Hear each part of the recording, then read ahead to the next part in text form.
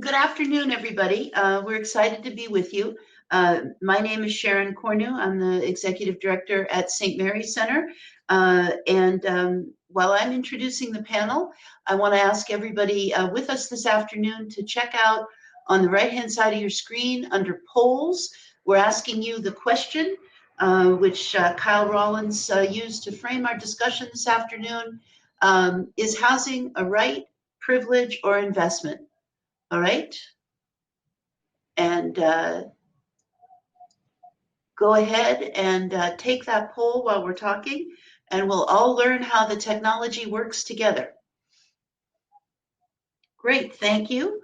Let me introduce our panelists this afternoon. Kyle Rawlins is with us on the plaza in downtown Oakland, the busy Friday afternoon, and Broadway out your window there. Kyle framed our, as I just mentioned, framed our discussion today about whether housing is a right, a privilege, or an investment. He's the founder of Big Oakland, the building industry gathering. He's a New Yorker by origin and is enjoying West Coast weather and is focused on the racial wealth gap, while also teaching equitable and inclusive real estate at UC Berkeley. So welcome, Kyle, and thank you for initiating the panel. We're also honored to have Gloria Bruce, the Executive Director of East Bay Housing Organizations, an advocacy organization promoting affordable housing and resident organizing. Gloria is active in many different campaigns in the East Bay. Thank you, Gloria. And the Honorable John Bauters, Emeryville City Council member, an attorney and advocate for criminal justice reform, and the author of 2018's Measure C in Emeryville. So thank you.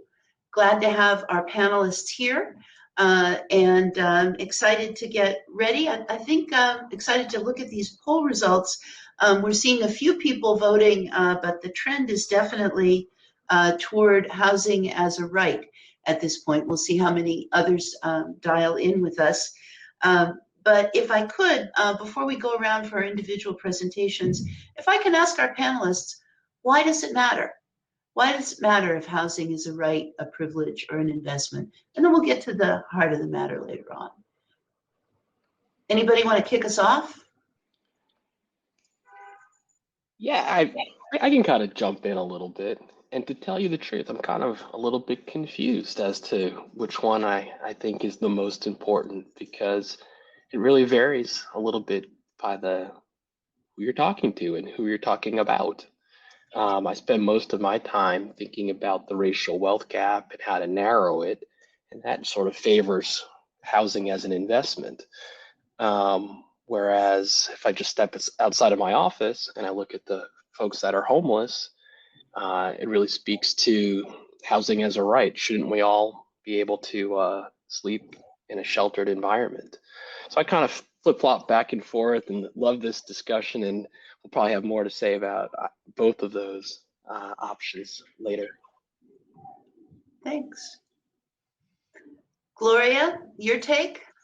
Sure. Well, you know, spoiler alert, what I think on this, I decided to get out an old t-shirt from when I was an intern at EBHO 15 years ago, and I'm not quite the same size, but I still managed to squeeze into it. So this is what it says: housing is a human right. Pulled that out just for today. So what I think it should be for, first and foremost, is that, but I actually really agree with Kyle that it's really tricky when this society has set it up as an investment, as one of the main ways for people to build wealth and stability. And I know that's how my family back in DC got into the Black middle class, for example. Why does it matter? All of the reasons you identified in the chat, Sharon. I had trouble choosing one. Racial wealth gap. Where you live depends on what opportunity you have and how stable you are. You know, everything that comes with it if you don't have that right or that privilege. So there's so many reasons that it matters, and we'll get into more of them later. Great. And speaking of the chat, we've got a great comment to think about housing as a human right and housing as a utility, like water. Councilmember Bauters, what's your take? Yeah, I think it matters to the conversation. It's critical for narrative development and also just how we move the needle on this issue. I think when we look at historical disparities in racial and economic access to housing, land ownership, land use privileges. You think about the long-standing history of environmental racism and how environmental racism has been weaponized to undermine housing and housing security for people.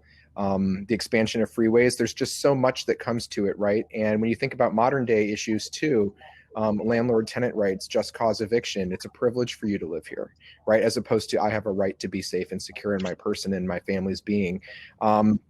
I think that the narratives, Kyle touched also on that, how investment is kind of a discussion point. And so it matters, I think, because it helps us understand who is at the table and who is missing from the table, right? Because I think that when we talk about creating an inclusive environment and a discussion that's actually robust and fair about housing justice, a lot of times the actors in the room are really biased towards one viewpoint because their experience with housing is limited to or centers around one viewpoint, and it doesn't actually account for the other users of the housing economy, if I want to call it that way, kind of broadly, just the housing ecosystem in a way that actually achieves justice for us. So I think it's really critical to talk about all these issues to ensure that we have the right people at the table.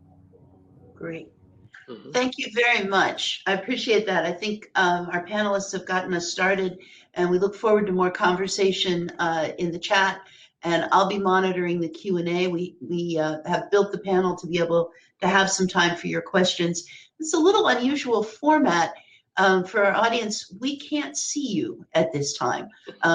So we can hear you through the chat and hear you through the Q&A. And it looks like we're off to a good start with Jeremy's comment because we're really excited to have some back and forth. Kyle Rawlins, let's start with you. You developed this provocative title and framing for today's panel. And then you were telling us you went and picked up a book and started reading, and things got more complicated. Tell us about this book that you're reading this week. You know, it's such a funny coincidence in that I was watching Meet the Press 2 Sundays ago, and Heather McGhee comes on the screen, and she's saying all these amazing things.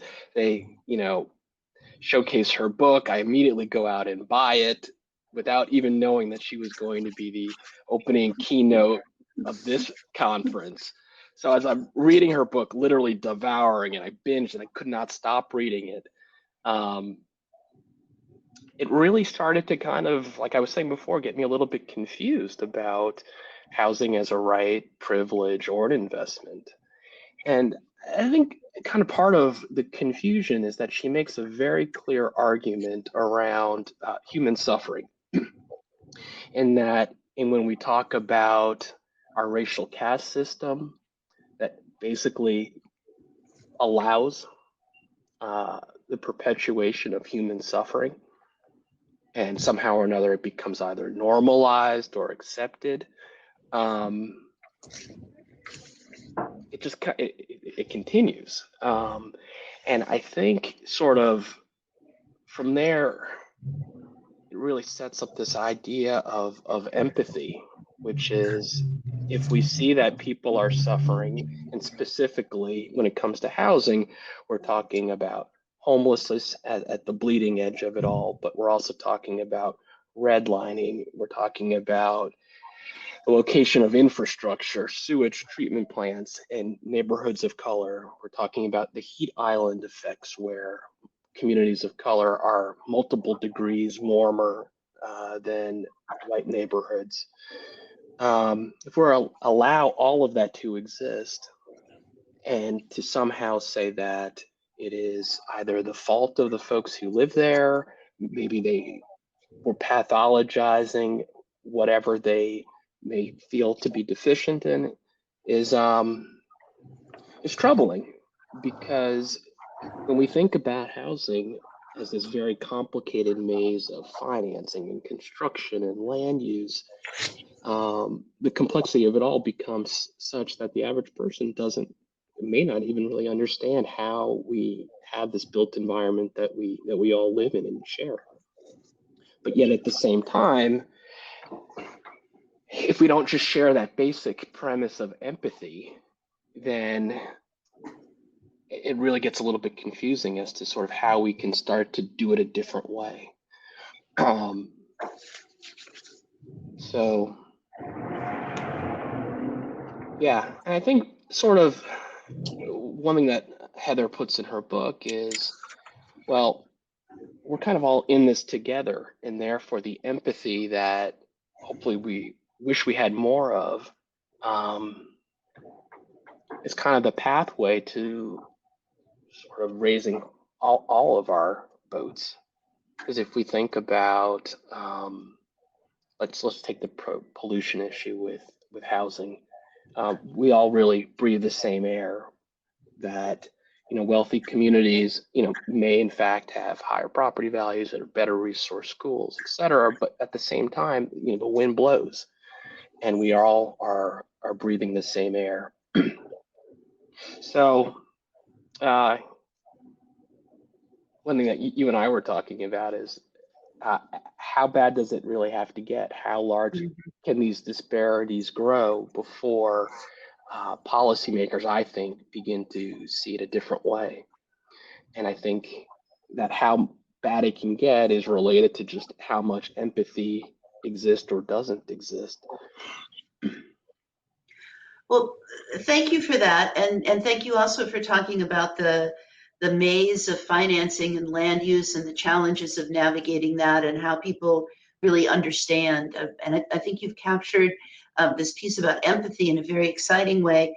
But part of what I heard Heather McGee talking about yesterday in her keynote to start us was talking about the social dividend, which kind of ties back to your point about we all breathe the same air. Now, interestingly, between where you are in downtown Oakland and where I am in West Oakland and where other folks are in this, we've actually learned that there really are concentrations of bad air around things like our major highways and the Port of Oakland and other places. So we're all breathing the same air. Some of us get better air, right, than others as part of this, as part of this historic piece about land use.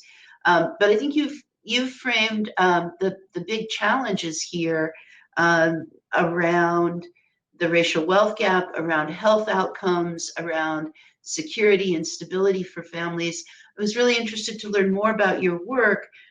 Tell us a little bit about Big Oakland and the kind of 4 buckets of work you see there, because I think you're moving us into a discussion about solutions when you talk about your work today. True. So Big Oakland started out as a co-working space for the architecture, engineering, and construction industry. But it is migrating towards really an economic development model or community development corporation. And part of what we're trying to do is to acknowledge the fact that, yes, we do have these disparities, as you mentioned, but what can we do about it? And there are these 4 sort of stages. One is we need to come up with new ideas. And we're creating a community development innovation lab in partnership with Berkeley to think about how can we take promising ideas that seek restoration, the shrinking of the racial wealth gap, to then actual real estate concepts that we can then fundraise for or seek permits, etc. The next stage is around pre-development, which is often where projects of this nature get stuck. This is high-risk capital that is often not available, especially to developers of color. Again, it's part of the racial wealth gap and having access to those funds to do those types of projects that are a little bit different, that are serving communities that are traditionally left out. So being able to control those dollars is a very important piece of actually being able to control the projects that get built and where they get built and for whom and how. And part of how they get built, it ties into Big Oakland as a co-working space, which is we are looking to create an ecosystem of practitioners in the built environment. Those are the architects and the engineers, the developers who always work together and collaborate on ad hoc projects to then create the built environment as we know it. To the extent that a few of these ideas actually become prototypes in the ground and they work, the idea is to scale, the best of breed. And one of those platforms that I have been really focused on is supportive housing in partnership with building opportunities for self-sufficiency. BOSS has been around since 1972, 50 years of great service to the community, and supportive housing is one of those underbuilt product types. I love it because it's not only housing, but the supportive services that folks need to, it's reentry supportive housing to get back on their feet, to transition from incarceration to life on the outside. It's great that they're state-funded programs, so that helps with our loan underwriting and ability to really compete in a relatively competitive real estate market. And then lastly, like the when I can finally retire is that once we have these scale platforms that make sense, that have been analyzed and researched by UC Berkeley, can we create institutional class assets where pension funds, I always joke to say that, you know, at the end of the year, one of these pension funds says, we're going to put 30% in stocks, 20% in bonds, and we're going to do 5% in restorative assets. And that really starts to reverse what has been, you know, generations of disinvestment in communities of color, to then be able to flow those huge capital amounts into places that are needed in models that have been proven to work with operators that are broadly representative of our society. Wow, that's a very big vision, and it's very exciting to think about the test of concept moving through the community collaboration and planning aspects, and then getting to that level of private investment in what has so far in American life often been a publicly funded common good of housing that people can afford, right? So let's pivot to Gloria for just a second, but I think we're going to come back to these big visions that you've laid out, Kyle, because that's exciting. Gloria, you're a little bit of where the rubber hits the road in some of this, because what Kyle laid out is the big vision of coming up with capital for tested, proven operators. Those are your members at the East Bay housing organizations. You spend a lot of time advocating for increased funding for affordable housing. Can you tell us what you're seeing that it takes to not only include new voices, but also to change the direction and impact of policy, what John was telling us about earlier about who's at the table and who's missing? Absolutely, Sharon, and thank you, Kyle, for all those really big ideas I'm going to try to hold on to. So as Sharon mentioned, my organization, EBHO, or East Bay Housing Organizations, we're made up of over 300 organizations and individuals who want to advance housing as a human right. Affordable housing is something that everyone should have. A lot of those members are providers of affordable housing, people who build it, people who manage it, who develop it, and then other people in that industry. So architects and banks and title companies and everything else. And then there are a lot of just other people in our membership constellation as well. And even though I came to this work as someone who was really interested in the geeky nuts and bolts of building things and land use, realized really quickly that none of this matters. Nothing in the housing world matters if you are not centering people. As Kyle mentioned before, there is actual human suffering involved when people don't have stable housing. So whatever that housing looks like, it's really less relevant than are you giving somebody stability? And we try to really center people in everything we do, even when we're working on policy. And the reason for that is because our current housing crisis, which has been going on for quite a while, not new, is neither accidental nor natural, right? I probably don't have to say this to the people who are in this session, but if you've ever heard me speak before, you probably heard me say this, these three things about why we are where we are. One is that this is a very long-term situation that has been building up for decades. This is a very complex situation. Sharon hates that. I know you want me to talk about how simple it is, but it's not. It's really complicated. And the reasons that we're here, as Heather McGee outlined and as Richard Rothstein outlined, are absolutely intentionally racialized. People designed policies that made it harder for poor people and people of color and disabled people and immigrants to get housing, keep that housing and live in housing and build wealth from housing. And therefore, people can undo it and have to undo it and build something new in an anti-racist way. How do we do that? So we do a lot of work of working within the system, but with people who have traditionally been outside of the system. And I am a believer that government can still do a lot. And I know Councilmember Bauters is going to talk right after me, so I have to like hype that up. I say it's partly because I always say I was raised by bureaucrats. My family was a bunch of federal government workers in the Washington, D.C. area. My whole dad's side of the family worked for different federal departments. And you know what?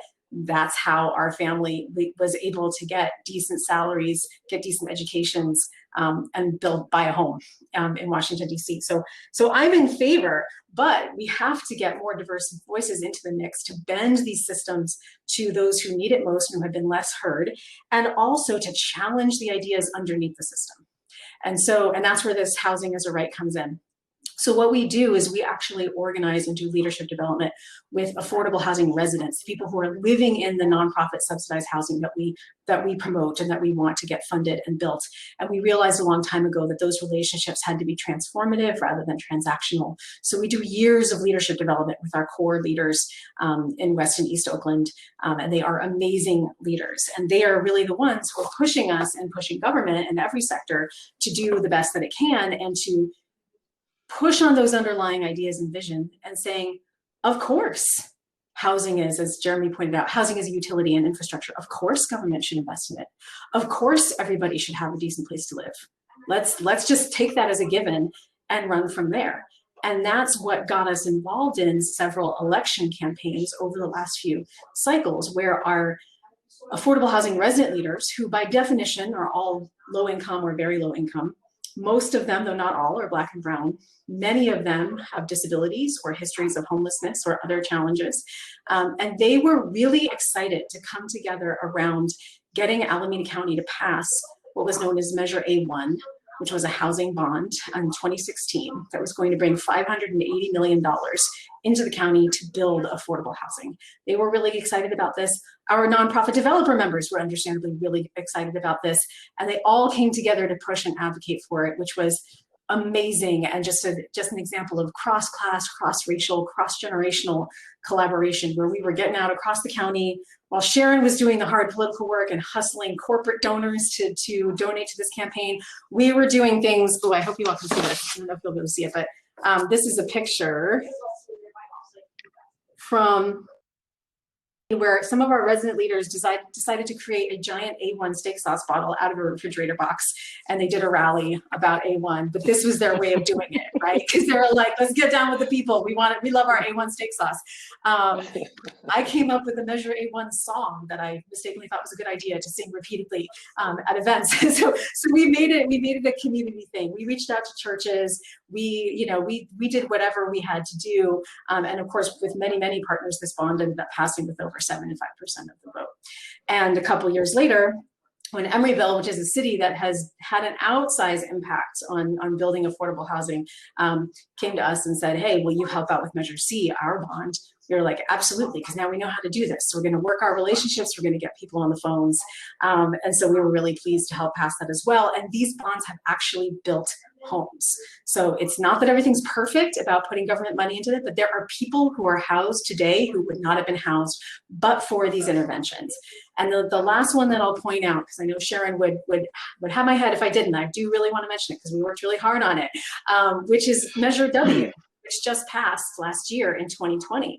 And that was all about, okay, we have the brick and mortar. How do we get the services, subsidies, and other resources to support people who are unhoused? We did the same thing, hitting the virtual pavement in this case. And it was harder, I'm not gonna lie. It was harder in 2020 for all the reasons you would think. There's probably some compassion and action fatigue, but it did pass, and our residents were right there. And so, I'm excited next with that. So those are some of the ways that we're trying to realize the promise of anti-racist public investment. Great. Thank you, Gloria, for that campaign rally. That's great to be able to have that electronically, as it were. Thank you. And it's going to be exciting. Let's not leave today without talking about the role of your leaders and people with direct lived experience of homelessness and inaffordable housing in the implementation of Measure W, because that's going to be the test of this community. So John Bauters, major city here in the East Bay, Emeryville, population now 11,000, 12,000? 12,000. 12,000. And you did a housing bond for how much? $50 million. $50 million. All right. So per capita, that's outstanding. Tell us a little bit about Measure C, how you came to write it, and what it's going to be doing. Well, I thank you, and I appreciate being invited to be on this panel. And I want to say amen, Gloria, to everything Gloria said. I couldn't agree more. And really, there's this important relationship. Advocates do so much of the hard work to call government's attention back to the problem, to the crisis, to the things that need to be addressed. And it can often feel like, as she noted, bureaucrats and bureaucracy can kind of stand in the way of helping us self-actualize what it is that community is calling for and wants. And I want to take a quick second before talking a little bit about what Measure C did to just put a fine point on something that both Sharon and Gloria just touched on about voices and who's involved, right? We have this conversation about, is housing a right, a privilege, or an investment? And I kind of alluded to the different voices at the table at the beginning, but it also depends on how you view that word. And so I just want to focus, like, a privilege and a right? I can tell you, as a person who was formerly unhoused, that when I first was housed, it felt like a privilege to me. 20 some years later, as a self-actualized gay man who's no longer an LGBT youth who went couch surfing and lived in a car, like, it is a right and everybody should have it. I feel the same way about housing as an investment. For some people, housing is the investment. They buy a whole bunch of housing. They commodify housing. They turn housing into a wealth builder for themselves. And I'm not going to say that's an inherently bad thing, but if you lose sight of who housing is for, what its purpose is, right? You can then actually turn housing. It can be weaponized against people. It can be used to leverage against people. It can be used to harm families, right? When it's actually intended to do something beneficial for the community. And so the government is the ultimate trendsetter in that. And so that's kind of the background to my mentality behind the importance of Measure C.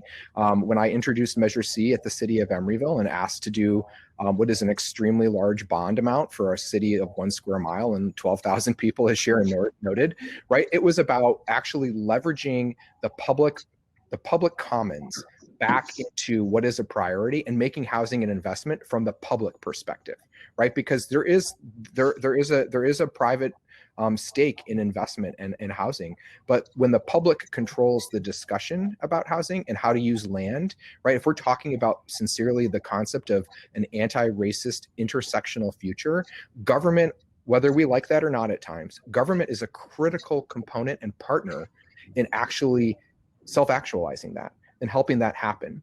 And so what I saw as an opportunity in our little postage stamp of a city in the East Bay was that here we had people who had benefited, landowners who had increased the value of our city from the old industrial wasteland that it used to be into a place that was transit-centric, geographically well-positioned, full of high-paying jobs, close to a lot of the amenities in the Bay Area.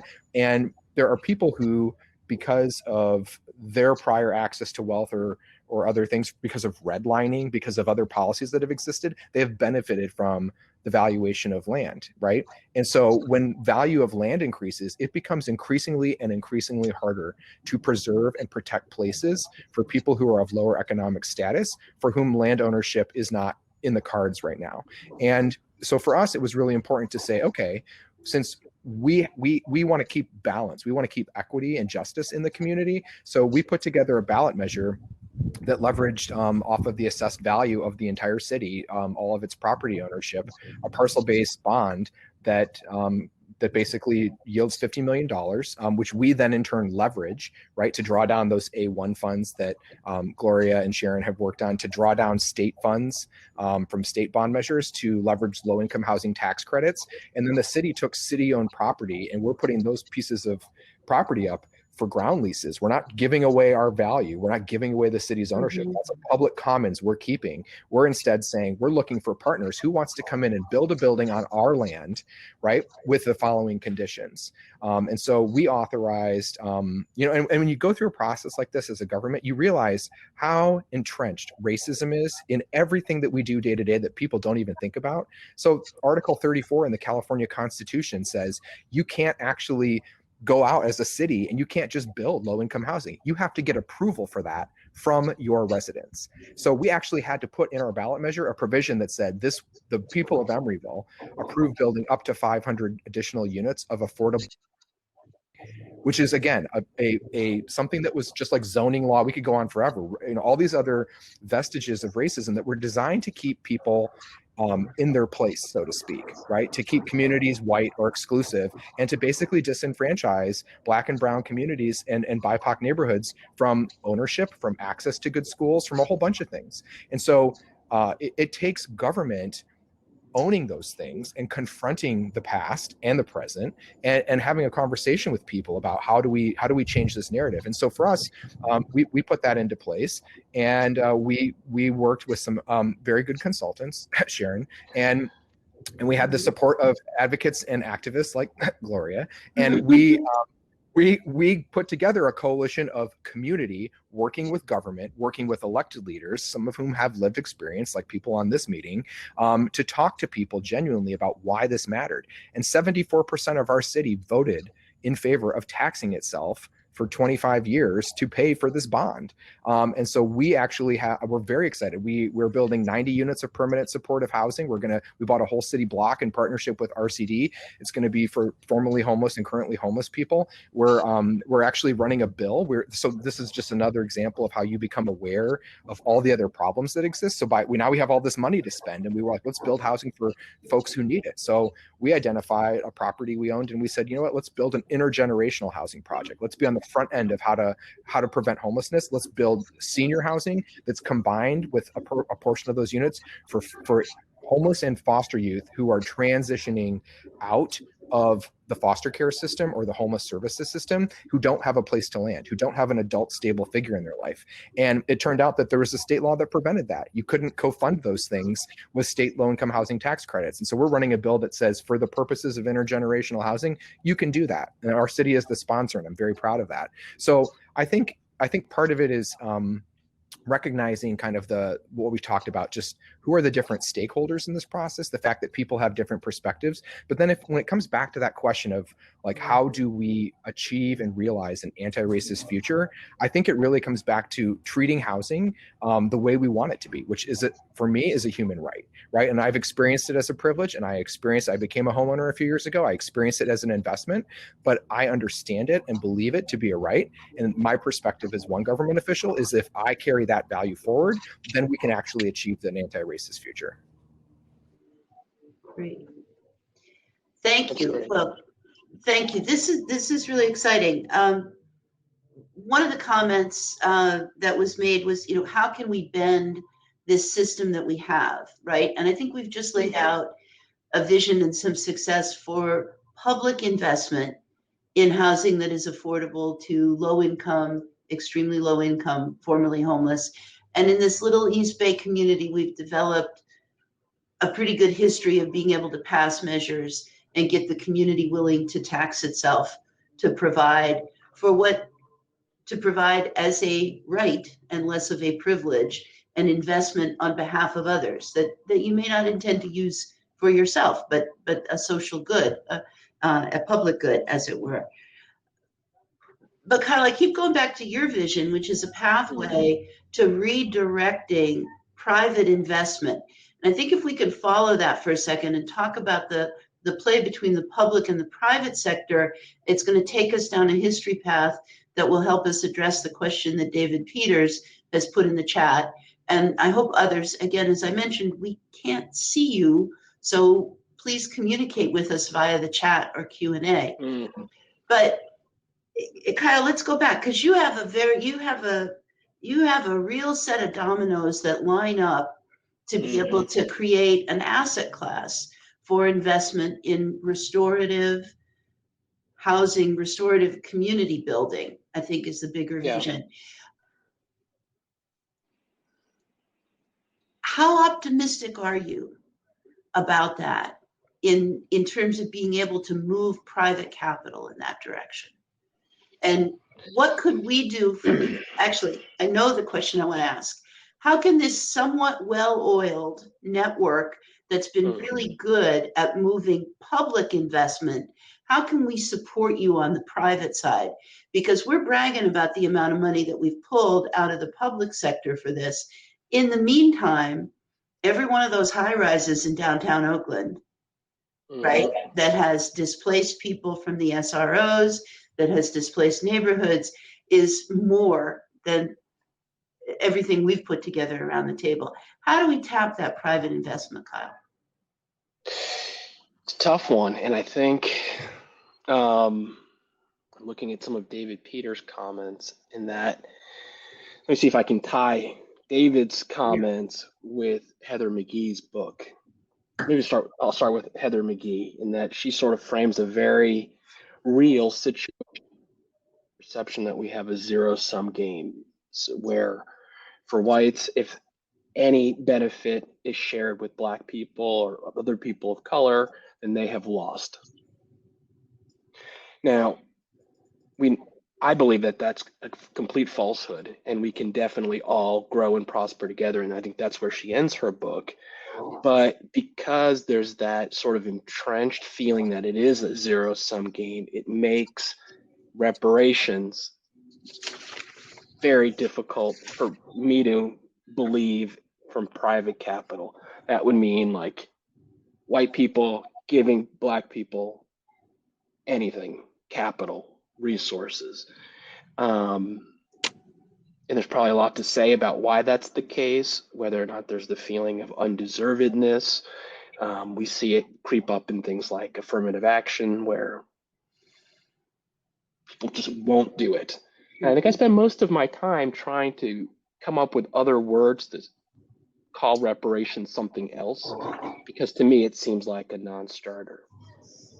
That said, I do think that there is a role for public funds to be able to support private wealth creation for Brown and Black folks in exactly the same way that it was done, whatever, half a century ago for the white middle class, or for whites who would then become the middle class. The problem, though, that I see in the area to be very careful about with policy creation these days is how can we not further accelerate the racial wealth gap as we sort of try to help Brown and Black people. I think there's been a lot of controversy around the opportunity zones. That was a way of taking public dollars to support formerly undercapitalized neighborhoods, but it came with no teeth. There was no way to say that the capital would in fact help the people that live in those communities. It was all about helping those lines on a map. And that's a tricky place to be, because we can really miss our intentions and then in the end sort of say, well, we tried, it didn't work, let's fall back onto old narratives about how and why folks can't pull up their pants or don't have role models or can't stay out of jail or can't hold a job or excel in educational opportunities or employment. And it's just a falsehood that could be potentially reinforced with misguided policy attempts. Well, and I think it's interesting that you're raising the misguided, misguided policy attempts, including some of the conversation around opportunity zones that were really loaded on the investment side, right, and not looking at the side. So, anything? We've got another question. David's got links and questions.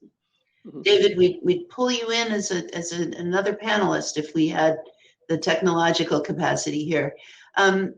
David's asking, how about using enhanced infrastructure financing districts as a tool to finance reparative public capital projects?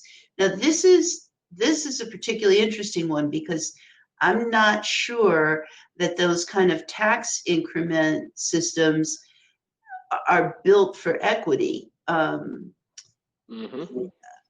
Somebody want to explain? It would be appropriate to explain what an enhanced infrastructure financing district is. Who wants to give that a shot? Thank you, Gloria. Understand the international sign for not it. I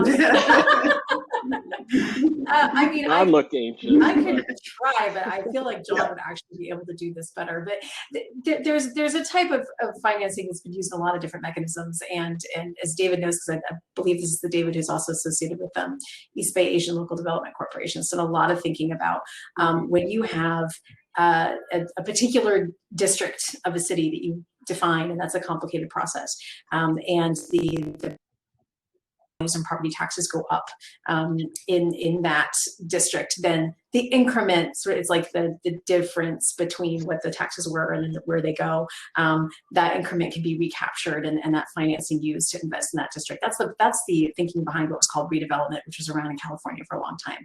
EIFDs are a little different. I'm going to have John talk about that. But I want to kind of zoom a bit out from the wonky and just kind of affirm where we are right now with, I'm glad you asked the question about you and Sharon and others in the chat are asking these questions about private investment, because I want to be clear, even though I, was raised by bureaucrats, big fan of them, like government, first of all, needs to be constantly held accountable to make sure it is acting in a reparative way. And also, I hate to say this, but while people rightly beat up on local government for not solving things like homelessness, and the pressure does need to be kept up, I often think, man, local government is no match for global exploitative capitalism. Like honestly, and so unless we are challenging the way that exploitative capitalism works, I'm saying exploitative capitalism, and we are doing what Darren Walker, who's the CEO of the Ford Foundation, talks about, moving from generosity to justice. And I think no matter what sector you're in, whether you're in philanthropy, whether you're in government, whether you're in the private sector, what he describes as the difference between those two states is when you are being generous, you are giving, and whoever you are, it makes you feel good about yourself. When you are engaging in justice, you are actually implicating yourself.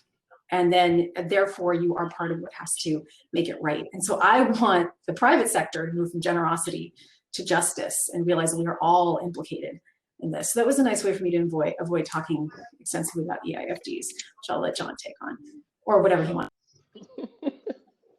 So there aren't very many EIFDs today. They're complicated for a couple reasons. They're intended, I think, has been alluded to. They're intended to allow for subsets, sub-jurisdictional, or kind of not citywide or city-specific, but district-specific opportunities to improve public infrastructure. That could be a lot of things. Housing is kind of on the table, but I think, as I heard somebody previously say, they're not necessarily equitable.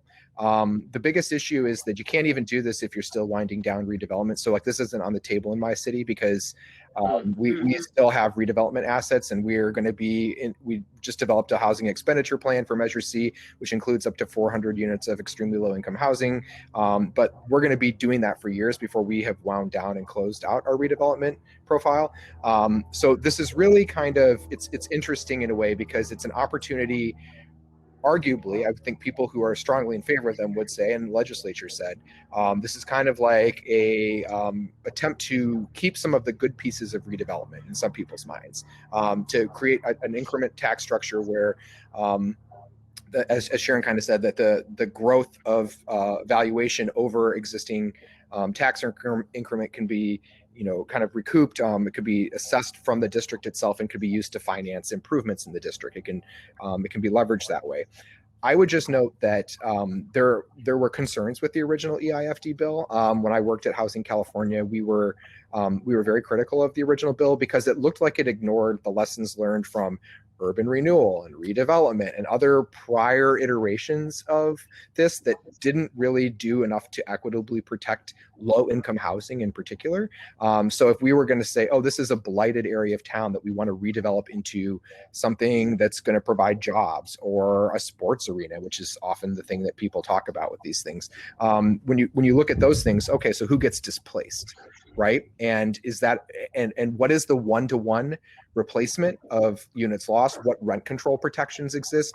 And so EIFDs, I think, I'm cautious about them because I don't believe they have equity protections that are sufficient. I think that they offer a unique opportunity to have a discussion about the public role that we kind of talked about earlier, the public role in helping to finance these things. And so I wouldn't say that they're inherently bad if they're in the hands of responsible people. But just like opportunity zones, which I think a lot of people look at and go, oh, there's this opportunity zone. I mean, the Trump administration really pushed these things. And I had a meeting in the White House with their staff about opportunity zones. But I really think they're just another example of a mechanism or tool that, if not done with solid like equity principles in place and protections that ensure we bring people of all economic status with us into the development, they basically become land as an investment again, and they exclude and they leave other people behind. And so that is the common theme with all of these kind of tools, is they have the potential to do good. They are designed to improve communities.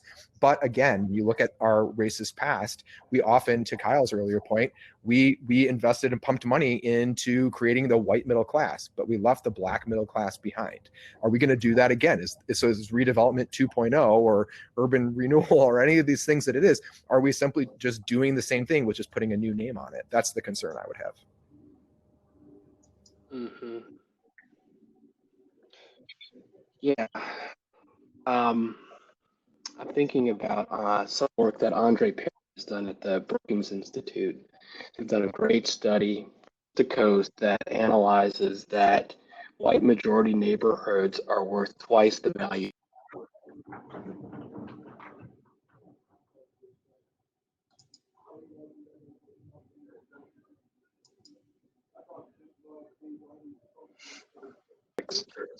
That type of wealth creation or at play, does it in fact support the Black as their properties appreciate, or does it play into some type of displacement strategy in general? So as John was, but if the intention, like I was saying before, isn't around empathy or feelings about justice, and whatever sort of policy that gets created is very likely to miss the point, as it always has in this country. Well, I think that takes us to the question in the chat about Moms for Housing, because part of what we're talking about is not just policy that has missed the point about equity, but policy and legal structures that have been designed against racial equity, right? And against wealth creation for Black and Brown communities. Gloria, do you want to talk a little bit about Moms for Housing? Or just for a minute, because I know we don't have much time, but Dean Kate, I really appreciate that question. And, I feel like whatever you think about Moms for Housing, and if anybody doesn't know, because maybe they're not from this area, this is when a group of moms who are experiencing houselessness or housing instability basically moved in to a vacant home in West Oakland that was owned by essentially a big corporation that presumably had bought it to speculate and flip it. It had been sitting vacant, and they moved into that home and occupied it, and it became a huge media and political thing. And what eventually came out of it is that, they were able to negotiate a purchase of that home by a community-oriented organization. My son was very fascinated by this, I guess. And there is actually a ordinance in the works inspired by that effort. But what I want to say about that is, first of all, by any measure, so funny, you should just want to be on camera. By any measure, that effort was a masterwork of organizing a narrative. So whatever you think about what actually happened, that whole effort said, it is not right to have empty homes sitting around when people are sleeping in tents, period. And I think that really goes to the fundamental. And then there are lots of people who are like, actually, that is okay because somebody else owns this home and these people don't own this home. And so it really got to the heart of the matter. And I remember having a conversation with a woman in my office, lifelong East Oaklander, Black woman, who said to me, you know what the problem was with those moms is that they hadn't learned how to work the system. I wish they would take some of my financial education classes. I wish they would join my investment group and I could help them learn how to work the system so that they wouldn't be in that situation. And I think a lot of people had that notion. And I'm not even saying that's wrong. I feel like there's a lot around that. And I think it just goes back to that question. Your idea of whether housing is a right, a privilege, or an investment informs how you think about that whole instance. Just save Gloria from her child for a half second. I just was like, I don't want to interrupt her. She's totally on point, but I was like, she is totally making a whole new meme for YouTube right now. She doesn't know it. Let me just tell you, if you need to come out of the closet, it's okay. You have the best mom. So anyway, I just wanted to add to that. You know, I just want to think of it's easy to look at the mom, and thanks, Kate, for the question. It's really easy to look at the moms for housing thing in this like really binary sense with kind of the silo of, well, you know, if they, you know, squatting on someone else's property and they're taking someone else's, you know, like land, and they're occupiers, right? Which is funny when it's like white people are occupying Ohlone territory here in the East Bay, but we don't talk about that, right? I mean, like it's an uncomfortable thing for white people to deal with, this whole like concept that like, oh well, there's these Black moms and they're occupying this property and that's not the lawful thing to do. I've talked to elected people in Oakland who said that to me, and here's the thing, I understand that viewpoint as a government official. If I can imagine somebody calling me, but like we're talking, let's take it away from that frame for a second, somebody occupying another person's property for the need to provide housing, and look at the actual problem, and then look at all the other places where other people occupy, right? So it's like we have to change the frame, I think. So it's like, if you think about it, you own land today, I'm a homeowner today, and someone says, how I got involved in government in the East Bay, okay? In 2013, there was a proposal to build an affordable housing building in Emeryville. And I went to it because I was really interested in the issue. I've been working in this space for 20 years. I have lived experience with it. And I go to the forum, and all these people who are neighbors who are homeowners get to come out and say, I don't want it in my neighborhood. I don't want an affordable housing neighborhood. What kind of people are you going to bring here? I mean, what could be more racist dog whistle than that?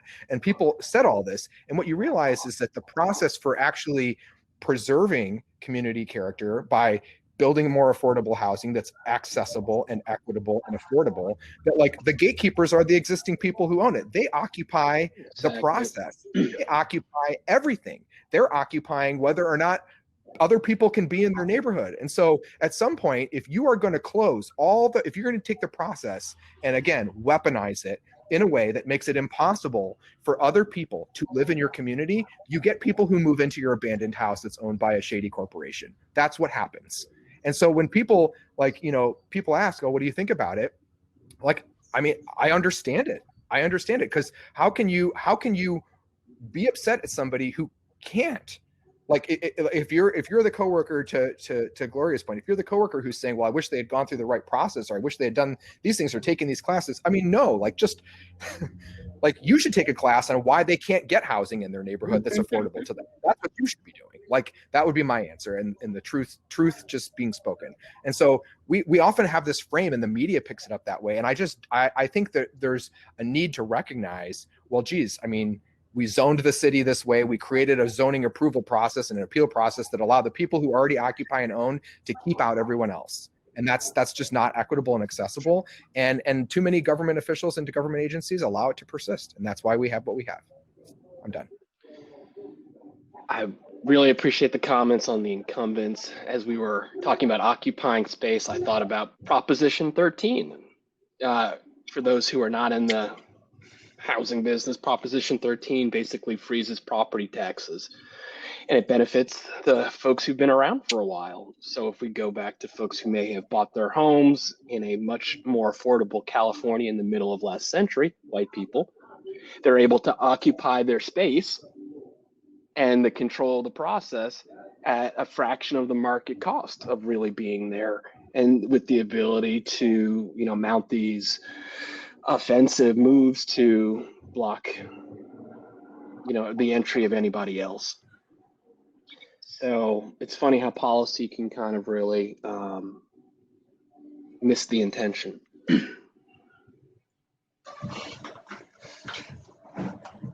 Well, I think the point we're trying to make is that it's not just missing the intention, but sometimes historically policy has been really directed in the wrong way and away from, right? But at the same time, it's worked spectacularly well for some, for many in the US. All right. Anybody want to wrap us up here?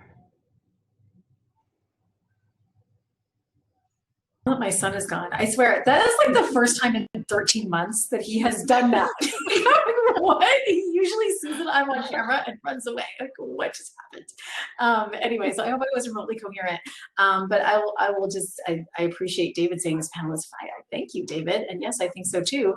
And what I'm sensing, very real tension that we all live in of, do we need to completely rebuild this messed up racist system to allow BIPOC people, low-income people, et cetera, to fully realize choice and opportunity?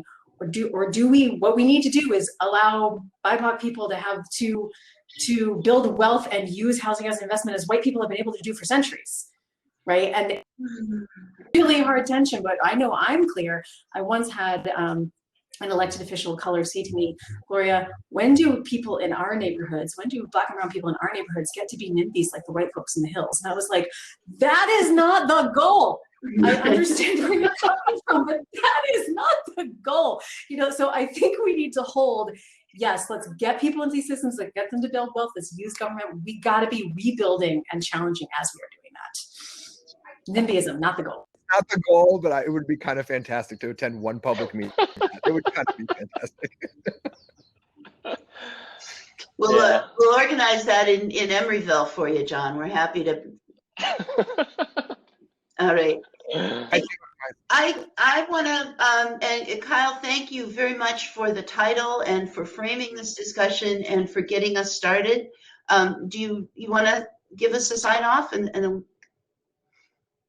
Oh yeah, no, I really appreciated the conversation. So many different points of view, and although it's kind of hard to put like a point on the end and think that we've closed or solved it, I think that really lifting up the issues because they're complicated, and you know, just airing them out so that, you know, a wider range of folks who also, you know, live here and participate in the built environment can really understand what's going on and perhaps, you know, attack these issues however way they might want to, whether it's policy, as a homeowner, as an architect or a builder, developer. There's so many different ways that we can do this better. Great. Thank you. I really appreciate it. I've learned so much from this panel today and in our preparation for coming together. It's really been exciting and a good learning experience. I hope we can continue the conversation. Maybe we can find a way that we can be able to see the people that we're trying to talk with at the same time as well. Thank you, Mills College, for the people you bring together and the environment that you create. And we really want to, that's so critically important, that Mills continues to hold the space that it has. I want to say to us that the new Biden administration proposal for billions of dollars of housing choice vouchers is an interesting opportunity for us to bring this lens of what does it look like to try to drive racial equity in the public and the private sector jointly, doing something for tenants and for landlords, and maybe not that big giant corporation that got mentioned earlier. So hopefully we'll get a chance to work together on that and work together on some local issues. Thank you very much. Thank you. Thank you, everyone.